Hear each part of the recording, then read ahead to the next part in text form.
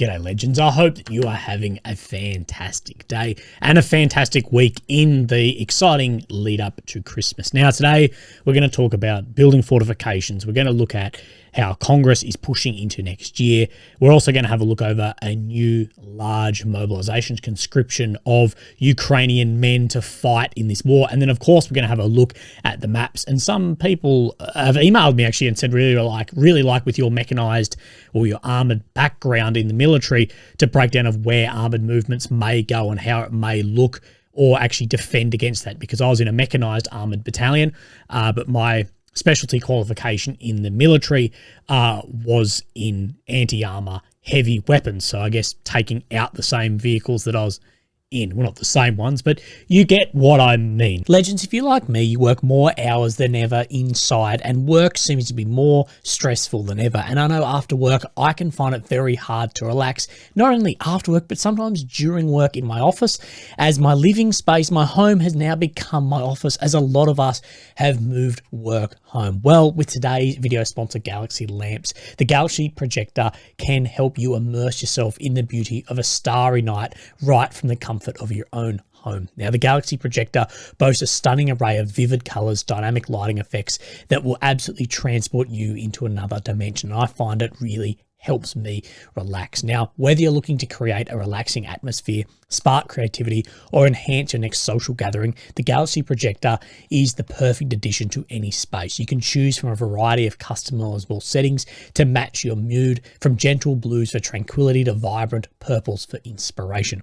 And it's fully customizable on their intuitive app that works with Google Assistant and Amazon Alexa. And best of all, it's very, very energy efficient as well. For those that appreciate good technology, who want to relax, wow your friends, or a great gift, the Galaxy projector is a modern gadget with timeless appeal. Get your Galaxy projector by clicking the link below while the Christmas sale is on, and use my discount code WILLYOAM for an extra 15% off. The link will be in the top comment and the description as well.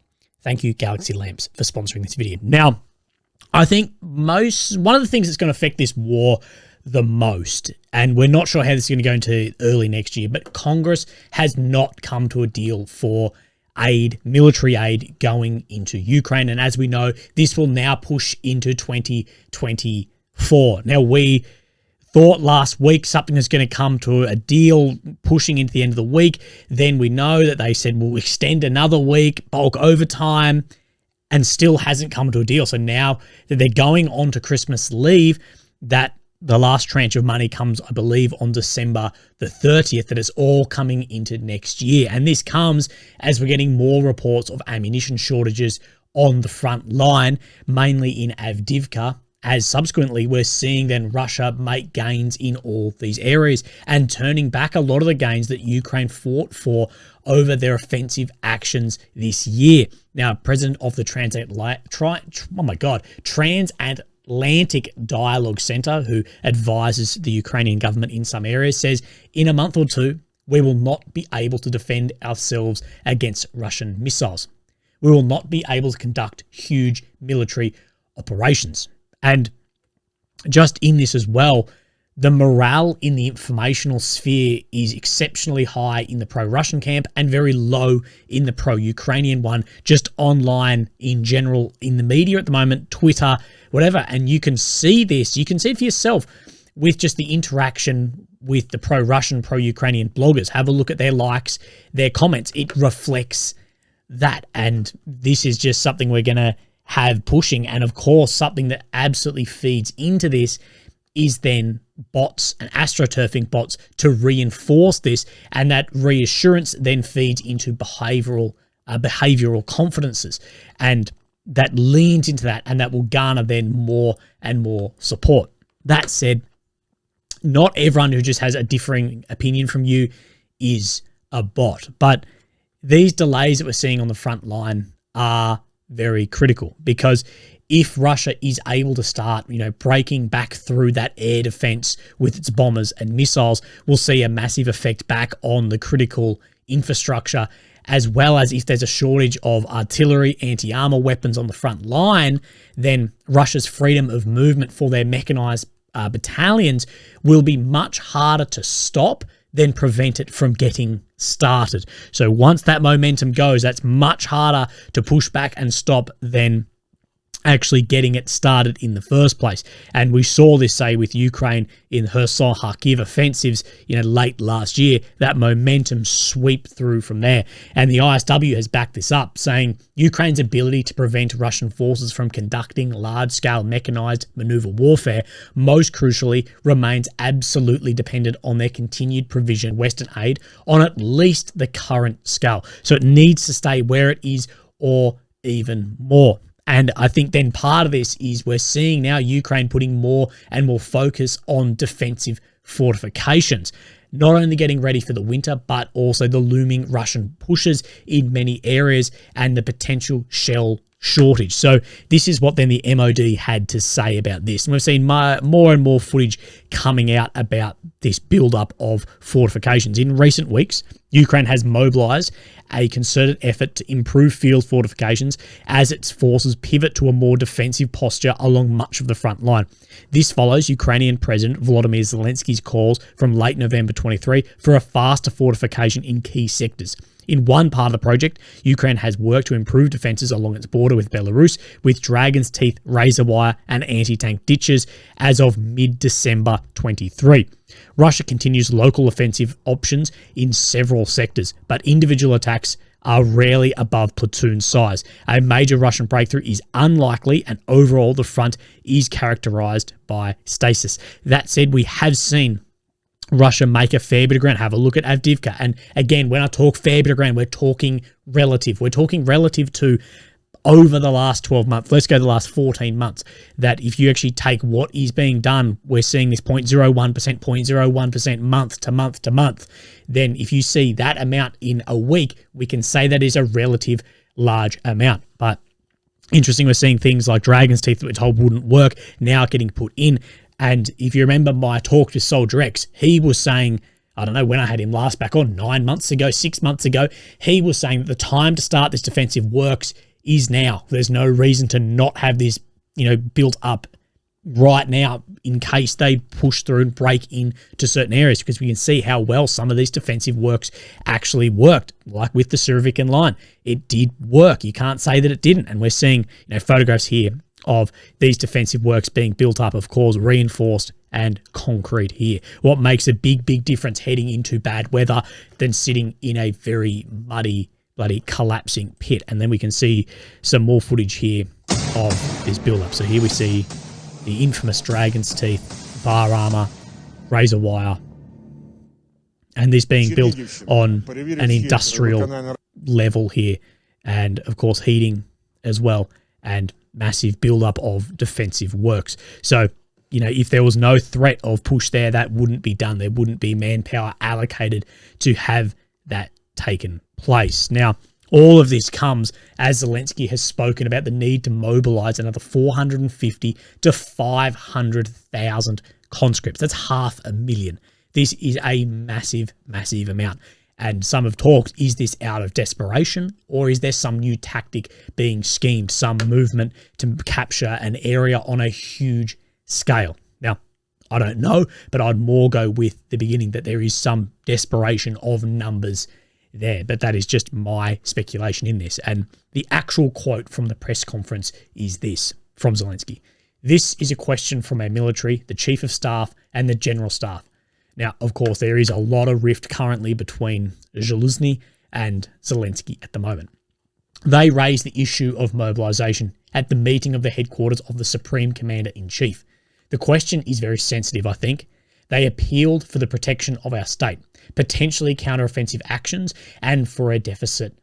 They suggested mobilizing an additional 450 to 500,000 people. And that is just a huge amount, and that will have definitely on-flowing effect. If they can get these guys in and armed, that will of course have a massive effect on the front line, but I do worry about the effects on the population that this will have as well, these huge call-ups. Now, this comes with very obvious a variety of issues, not only from training these guys and who's actually fitting them out, like getting the amount of equipment. You need 500,000 weapons, 500,000 sets of body armor. You need a hell of a lot of stuff.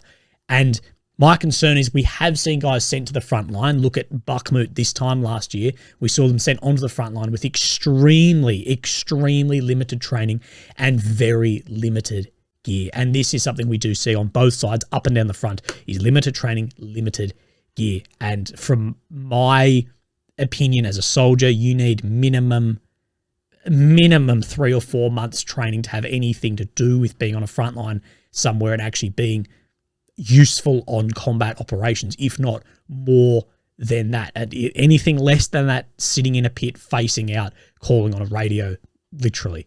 And my question is, with the US and EU funding being held up, and nothing is guaranteed in this world, who is actually funding this? But if you could get these guys in and trained and equipped, it would be very, very influential on that frontline battle space. Now, the Chief of Defense Intelligence of Ukraine, Kirill Budanov, has had this to say about conscripts, and this came a few days earlier to the press conference where Zelensky had those comments. Now, this is of a very pro-Ukrainian page here. Now, I can't actually find this video then translated, so we're just going to have to go off what this guy, who's a big in the space of the NAFO thing, has said, that the effectiveness of forcibly mobilized Ukrainians is almost zero. Many Ukrainians still do not feel like citizens of Ukraine. The queues at the borders are huge. Many people do not have the feeling that this is our war. So, saying that a lot of people are trying to get out of Ukraine and that the effectiveness of forcibly mobilizing Ukrainians is almost zero. And I, for one, I am a soldier. My background is a soldier, and the usefulness between a conscript and someone who's volunteered, of course, there has to be questions about that, because if you've volunteered and you want to be there, you want to fight, you want to go into it. But if you get, grabbed out of your car, chucked on the front line, chucked in a uniform, well, how is that effectiveness actually going to be? And he's here questioning, I guess, exactly that. So we may be seeing a bit of a shift there. And what we have seen is we are seeing a shift in how people feel in Ukraine about land concessions. And this comes in a recent study in Ukraine by KISS, the Kiev International Institute of Sociology. So let's have a look here. Now, we need to start on this one. I've actually had this one translated, just some little bits were still in Ukrainian. So yeah, if there's anything different from the website, none of the numbers and anything were different because all this was English. It was just these didn't actually translate on their website. But what we're seeing here is some of the questions asked. Which of the statements regarding possible compromises to achieve peace with Russia do you agree with to a greater extent? Now, what we have to look through here is how these numbers have actually changed over the length of the war. So let's read this. Graph 1 shows respondents' answers in the period of May 22 to May 23. The situation was relatively stable. About 8 to 10% of respondents were ready for territorial concessions. And the absolute majority, 82 to 87%, consistently opposed no concessions. So what we'll see here is the orange, is in order to achieve peace, that you'll have some level of concession with territory, and blue is under no circumstances should Ukraine have it, and then grey is hard to say. So we can see where this is sat.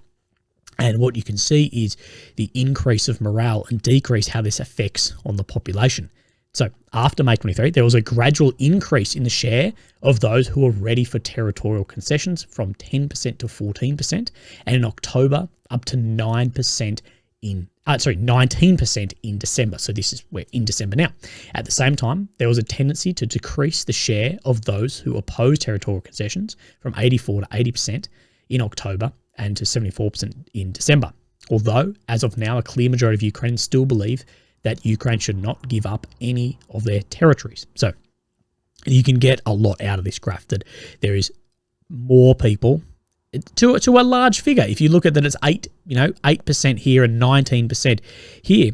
That 19%, I keep saying 19% that are in favour of, you can see a trend through these months. And of course, in here, this is where we see, the morale was very high. Ukraine was having the push. They were, having a lot of success on the front line. Of course, that decrease goes up and down. And this came out before this,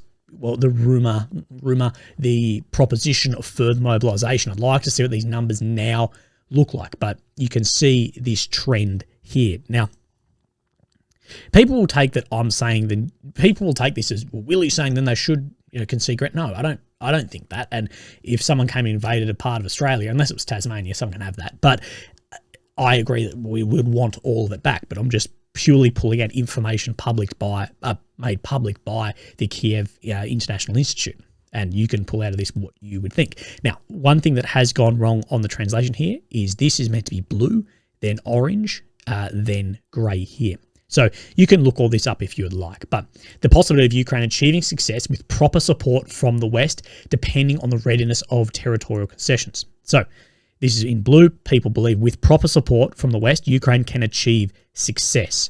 So here we go, that the amount who also are ready for territorial concessions and oppose territorial concessions, that Ukraine can achieve support with from the West. But there's still a very small minority here who thinks Russia is too strong, even with the support of the West, that Ukraine will not succeed, of the ones who, of course, oppose here. Now, here we go. Now, on the other hand, the categories of respondents regarding the readiness of territorial concessions have opposite views on the strategy of actions. In the event of a significant decrease in support for the West, among respondents who are ready for territorial concessions, 69% would consider it expedient to stop hostilities with serious security guarantees. 28% are in favour of continuing hostilities. At the same time, 70% of respondents who are against territorial concessions, even if aid is significantly limited, are in favour of continuing hostilities. So that if aid is limited, they want to then continue the hostility, but if it's not, but what we can get from this is that a lot of people think with the support from the West that Ukraine can achieve success, but there is an amount who are ready for territorial concession who believe that Russia is too strong there. And it breaks it down in here, but still these are minorities that sit in this. But what I'm getting at is that is a growing minority. Actions in the event of significant reduction in aid from the West, depending on readiness for territorial concession. So here talking about that if West does pull out the amount of aid, that the fighting will continue, and of course the ones who oppose territorial concessions will want the fighting to continue. Those who are against then of course are not for continuing the fighting. But I think there is a fair bit of information in this and we can pull that forward. How long are we going? I need to speed this up. So here we have then what they break down as the results. In Ukraine, after the large-scale invasion, there was a surge of optimism, in which particular was accompanied by a categoricalness in matters of territorial concessions. It was natural to expect that the longer the war lasted, the more we would witness a return of the indicators to somewhat lower levels. For a certain period, optimism was supported by bright victories in North Ukraine, Kharkiv and Kherson region, like we spoke about on that first graph. But against the background of the difficult year 23, we have seen downwards trends. In the conditions of high uncertainty, it is difficult to say what the future trajectory will be. It is quite possible that the willingness to make concessions will increase a little more, but it will further stabilise with the predominance of those who oppose no concessions. Currently, it can be safely assumed that the position of the Western partners and their proper support for Ukraine will be a key in the sentiment. So, of course, what they're saying is those numbers will change dramatically if the support from the West changes. Considering that decline in optimism was almost inevitable, instead of sprinkling your head with ashes, it is worth looking at the dynamics from a different angle. A powerful state with large resources, strong corrupt influence in the West, and even a nuclear arsenal has been waging war against Ukraine for almost 2 years. It would be quite justified to assume a total imbued and pessimism and despair. Despite this, and despite the unrealistic expectations from 2023, a clear majority of the population is still against any concessions. The majority of the population in all regions of Ukraine is against any concessions. And even those that are currently particularly suffering from the Russian invasion, therefore maintaining a high level of support for the refusal of territorial concessions, is a good result for society and another proof of stability. In addition, it is important to note that once again, even amongst those who are generally ready to make concessions, the majority believe in Ukraine's success if the West provides adequate support. We saw that in graph 2.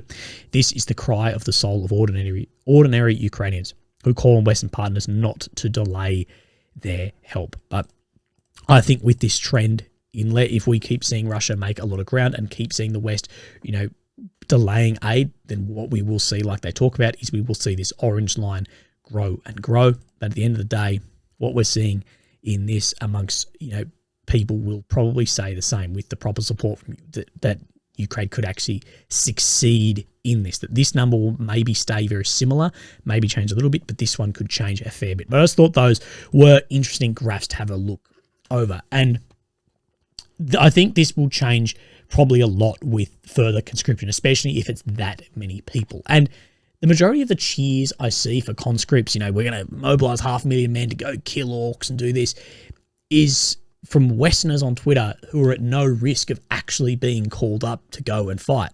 These same people, talking this, they've had the option to go and fight in one of the many foreign battalions for the last 2 years. And mobilising these, it will have an effect not only towards how it's feeling, but also to where this war actually ends.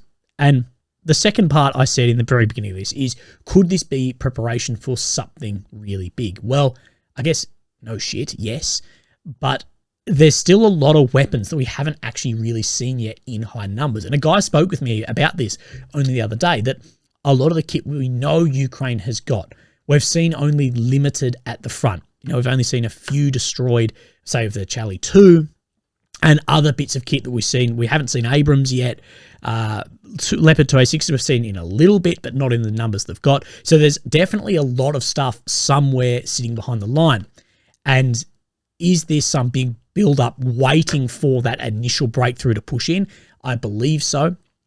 But is there more of a build-up to have, one big action? And people have even speculated to, take some Russian territory and then sort of try and have a diplomatic hand back of land there. We're not really sure. But there's also an option in this, and this is an unpopular option, but there's also an option that Russia did have more success with targeting vehicles well behind the line than many would report. And that's why we haven't seen some of this actually arrive on the front line in larger numbers. And all we're going off is what we've seen destroyed versus what we know Ukraine actually have. So somewhere there's still a hell of a lot of equipment.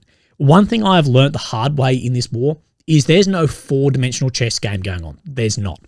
I was wrong about this in the initial Russian invasion, and I was wrong again about this on the Ukrainian counter-offensive. And it was like, well, no, Russia's done this in the initial invasion because there's some four-dimensional chess game. Didn't happen. And in the Ukrainian offensive, I thought, well, they're pushing here to have, a four-dimensional chess to pull troops from it. Didn't end up happening. There's no 4D chess game going on. It's a grind away on the battlefield. We may see breakthroughs. We may see large. We may see small.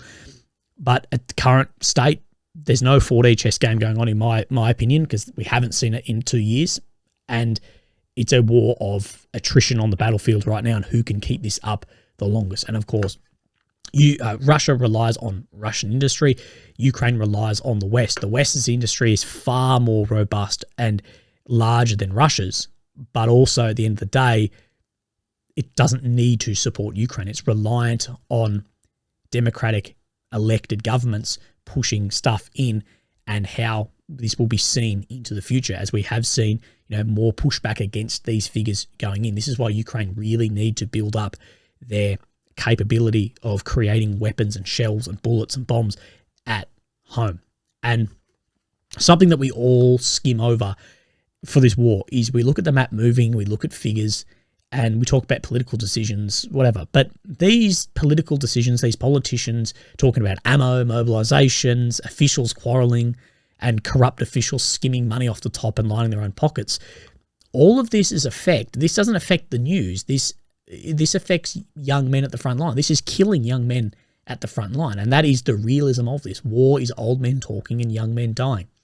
And those talking, they're never going to be the ones put in a uniform and put out on the front line on a trench. So I think we need to take this with a little bit of sensitivity about this talking and delaying and fucking around and corruption that happens here. The effect of that isn't some dollars lost or some bad news articles. It costs men their lives on the front line. So here we go. We're going to have a look over the maps. So, of course, we have Ukraine, the center, the capital of Kyiv. The red areas occupied since 22 and the purple since 14. Now, on the deep state map, we have seen no changes in and around Krinky down here. We know this is a very important area, but we also know that this area is a bloodbath. Now, both sides will say it's a bloodbath for the other side.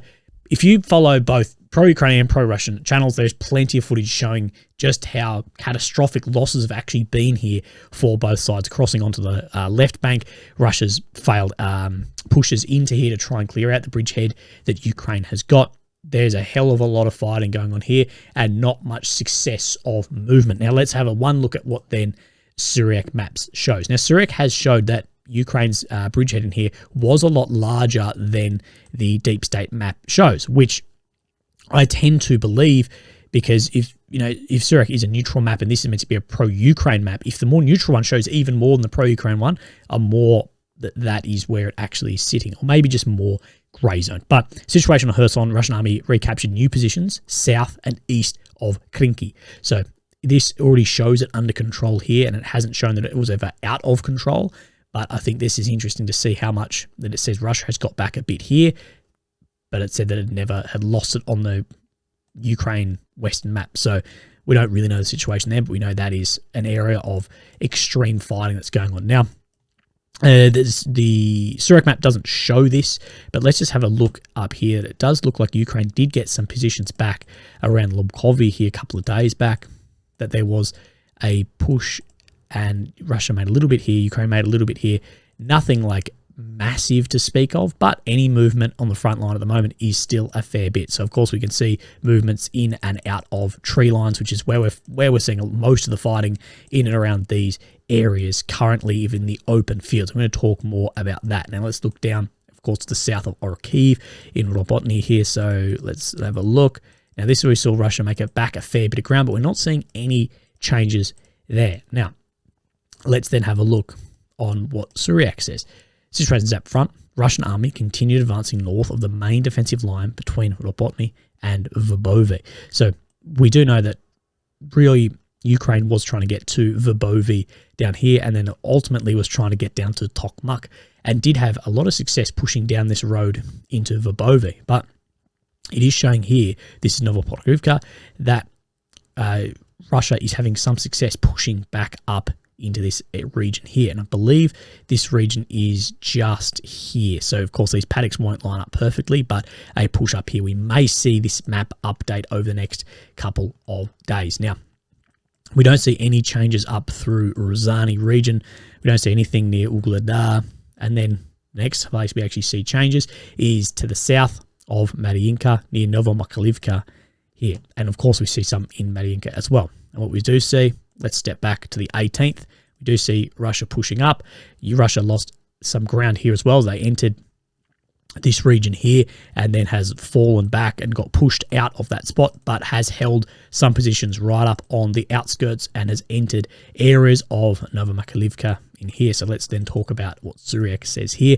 Situation southwest of Donetsk. The Russian army continue advancing south of Novomakalivka, approaching the first houses in the town. I think these maps show fairly similar, although it does show that Russia is still occupying this area here, these first homes here, although it shows that deep state show that got pushed back. Now, the break into here, this of course is the Syriac map on the Google Earth. The real danger here about something like this is actually the initial break-in, because there's a hell of a lot of cover for you, not much for them. Now, this does look different because of the snow build-up, whatever at the moment, but this is, say, the Russian line. Let's take it as there is the Russian line.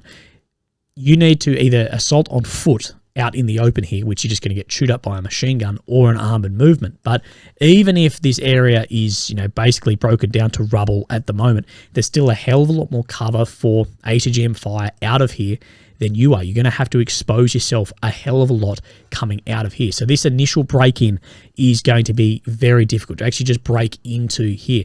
This is going to be very costly, very difficult. Once you've actually broken in and you've got some foothold in the urban environment, you sort of level the playing field actually a little bit, because then you're in the urban environment. A good place to look at this is have a look then at, let me just draw my bloody things.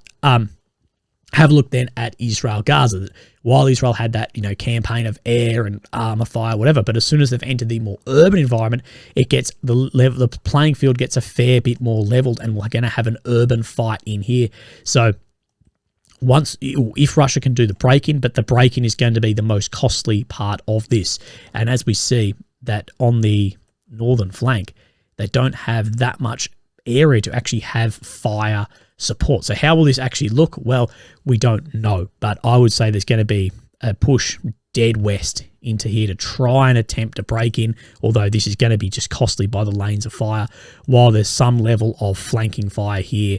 But again, very, very difficult. As we do know, that Russia had made some ground out here, but then, well, depending on the maps, show that they did get pushed back in here. And I wouldn't be surprised by the amount of cover Ukraine will have more over in this area here compared to the Russians. So have a look.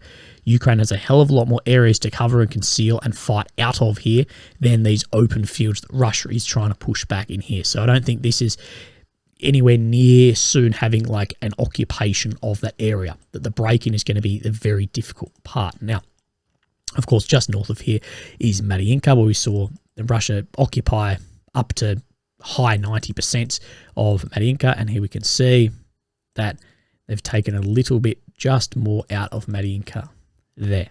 Now, we'll push up then into Avdiivka, which is becoming a more and more of a hotspot. Let's roll back a couple of days. We're back on the 16th, and we'll see that Russia has extended around Pisky or Pitny and Stepove as well, and continues a little bit of a breach in many spots up the railway here, of course, just to the northwest of Stepove, pushing out along that.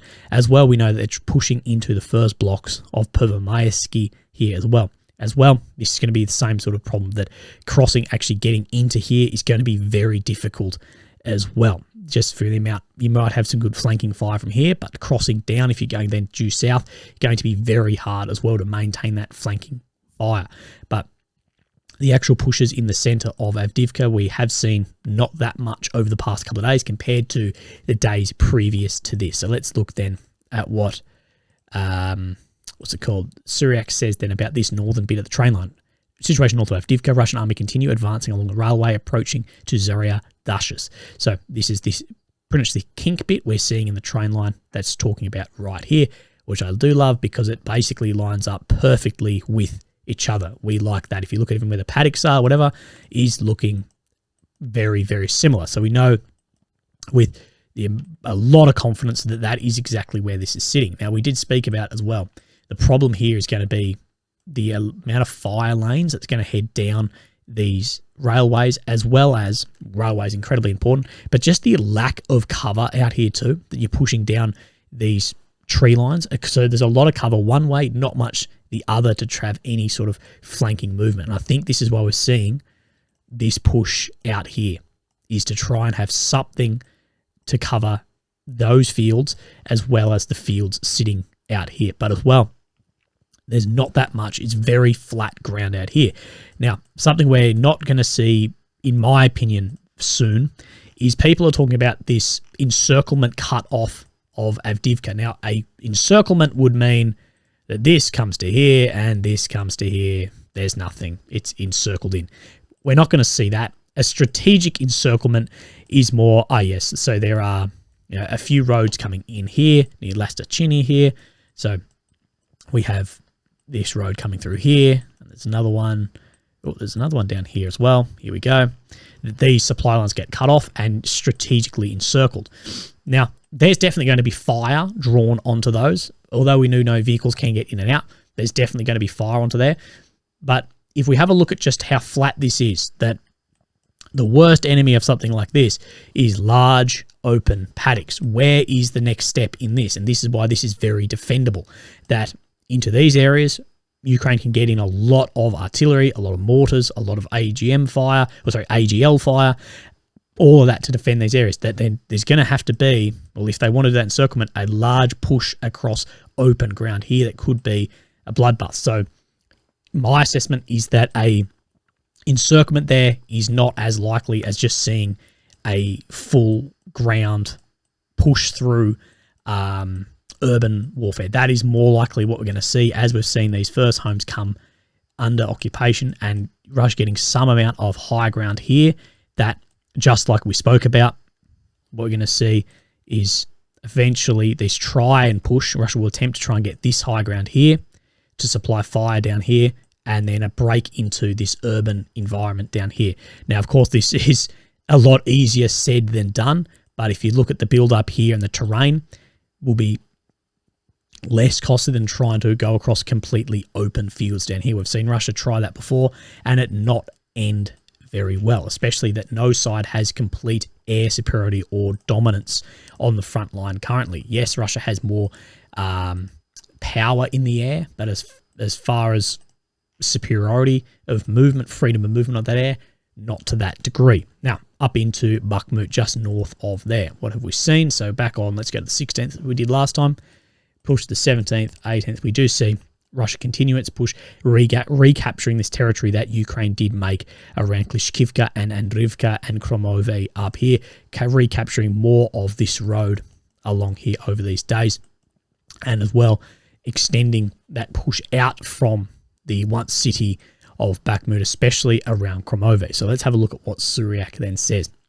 The situation north of Bakhmut, Russian army made significant advances along the railway and road to Chasiv Yar. So this is where we are then speaking of right here. So this is Chasiv Yar, Kromove. This is, of course, the railway snaking down here. Thus entering the first houses of Borodnivka. All the territorial losses during last May and June were reversed in this part of the front. So over 2 months have been reversed. Moreover, troops took control of the last dashes west of the city and part of the old Bakhmut airport, leaving only a distance of 650 meters to the first houses of Ivanesky here. So capturing more regions here and coming down into the first homes of Ivanesky here. Now, maybe this isn't shown the same equivalent amount on this map, but it's showing more breakthrough down here. I believe that's fairly close to what it's showing. And then, oh, that's not the one on. And significant breakthrough up around Kromove in here along both the railway and the road, turning back a lot of that ground then made. Now, that is the last of the Suryak map updates we've got, but we do have a movement here to the west of Berestov as well. The Russians made some amount of ground in here, and I don't think there was any change. No, that just became a green because it's over 2 weeks old where Ukraine made ground there.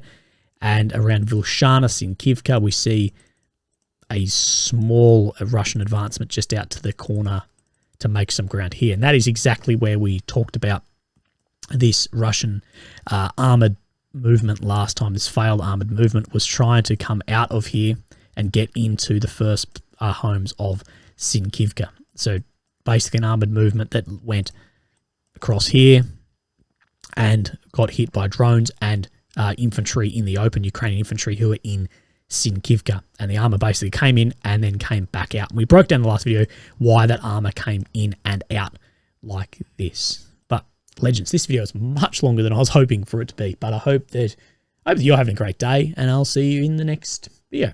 Cheers. Bye-bye.